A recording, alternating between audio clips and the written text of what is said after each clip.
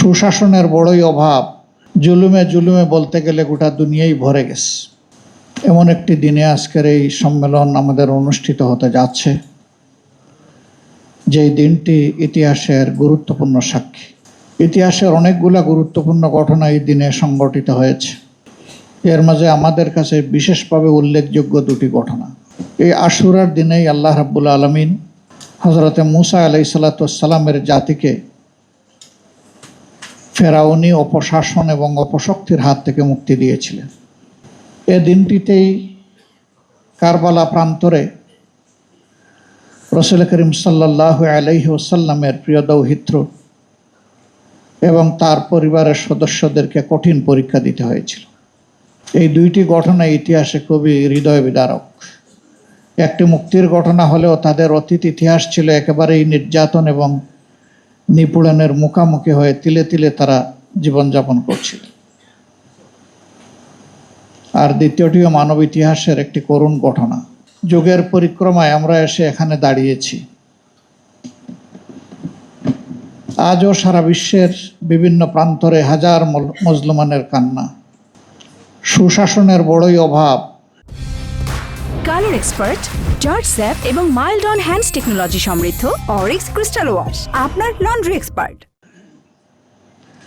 কেউ তার নিজের দেশের ভিতরে সুশাসন করলে অন্যের দিকে আবার জুলুমের হাত বাড়ায়।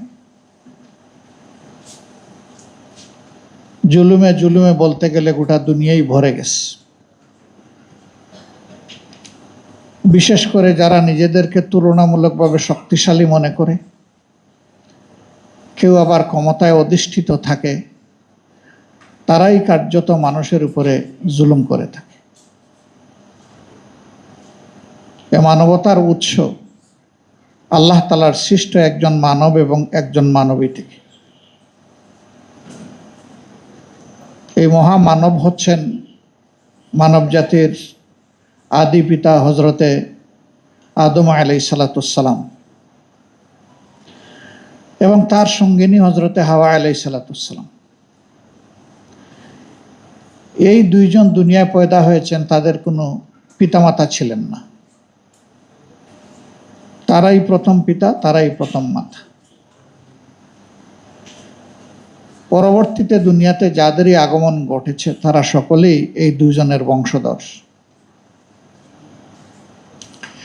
এদিক থেকে বিবেচনা করলে আমাদের রক্ত এক এবং অভিন্ন। সময়ের পরিক্রমায় মানবজাতির চিরশত্রু আল্লাহ যাকে আদু মুবিন বলেছেন, সুস্পষ্ট দুশমন শয়তান, মানুষের মধ্যে প্রবেশ করে মানবজাতির মধ্যে বিভ্রান্তি এবং বিশৃঙ্খলা তৈরি করেছে। মানবজাতির জন্য আল্লাহ তাআলা যুগে যুগে নবীও পাঠিয়েছেন এবং তার সাথে শাসনের বিধান, আসমানি কিতাবও পাঠিয়েছেন।